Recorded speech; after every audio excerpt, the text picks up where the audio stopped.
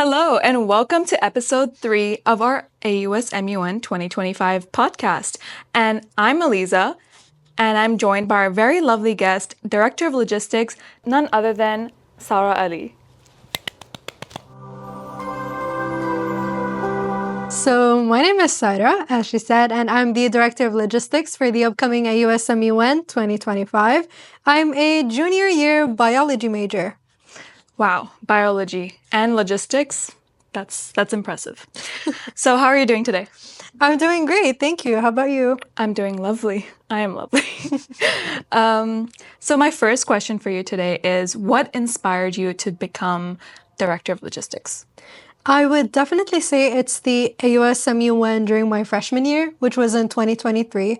So I remember just being in the logistics team. Although I was just a team member, I remember just being so inspired by our director and the deputy's work because it was amazing. And we just had to act very last minute for so many things.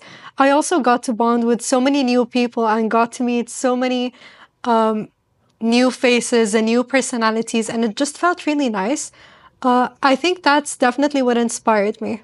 That's a great answer. And honestly, I believe that you as a biology major going into something like logistics and MUN, it's really inspiring as well. So I hope others can be inspired by you. Thank you. So prior to joining AUSMUN as a director, what was your experience like in the previous years? Were you a delegate? Were you an organizer? And how did it shape you as a person now? Back in high school, I've actually attended a couple of MUNs. I did not really attend AUSMUN as a delegate back then because I unfortunately missed the deadline, and I just remembered being so jealous seeing everyone else's stories of them being in social nights and just debating and all that. But then after some time, I joined the logistics team in my freshman year, which was very nice, and I got to meet new people and I got to see the backstage side of AUSMUN, which I was really interested in. And then during my sophomore year, I joined as Deputy Director of Logistics, and I got to, give my own insight onto how things went and change some things. And I just really liked the way that I was able to change how the conference went. And so I applied to be director, which is something that I'm really enjoying right now, and I wouldn't trade it for the world. That's lovely to hear. Okay, I wanted to ask, what are some skills that you've developed by planning this upcoming MUN? Now, as an AUS student, I'd definitely say time management. I've always been able to plan my time around. Like, I'm going to be very honest with you. I would just write down a schedule and just follow that every single day of the week. But with AUSMUN, I don't know if you guys have this as well, but for me in logistics, I keep getting emails every single minute of the day. And I'm really enjoying it, but sometimes, they do come in when I'm in class or when I'm trying to go to bed. And so obviously I have to not let that get into my way, right? Yeah. So from now on, what I started doing is I would just plan my academic schedule ahead of time and I would study. And then I would just keep some time at the end of the day just to, answer my emails in case anything pops in or out. Because, logistics is very fast-paced and very last minute. So you kind of just have to prepare for anything just in case. That's actually a really good advice. I'm definitely going to use that now because I always have some emails coming in as well, and I need to catch up with work and applications and everything. So that's a good idea. How do you personally define a successful event, especially AUSMUN 2025? Now, previously I would have just said, I just want everyone to be happy leaving the event. But specifically for AUSMUN, since we're planning it for 9 or 10 months before the conference, I obviously have much better expectations for that. I want people to remember how their experience went and to learn from everything that they've taken in this conference.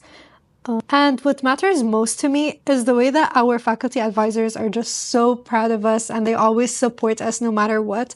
And obviously, we're not just doing this for them, we're also doing it for our delegates and for our school advisors who are coming here and just supporting us all along the journey. That's nice to hear. Okay, I have a fun question for you. So, what part of your planning has been kind of unexpected, but also fun at the same time? Oh, okay. So we're getting there. Now, this was from last year's experience while I was deputy director. I would never forget this experience. So what happened was we were meant to prepare our goodie bags and lanyards 2 weeks before the conference. And as you probably know, there were about like 1,500 goodie bags and lanyards. So it's a big number of those. And what we had to do is we had to come to uni over the weekend and just pack them. And we gave ourselves some time. That's why we were doing it, 2 weeks prior. But then what happened was it unexpectedly rained. Uni was closed. All the roads were closed. There were storms going on. We had online uni.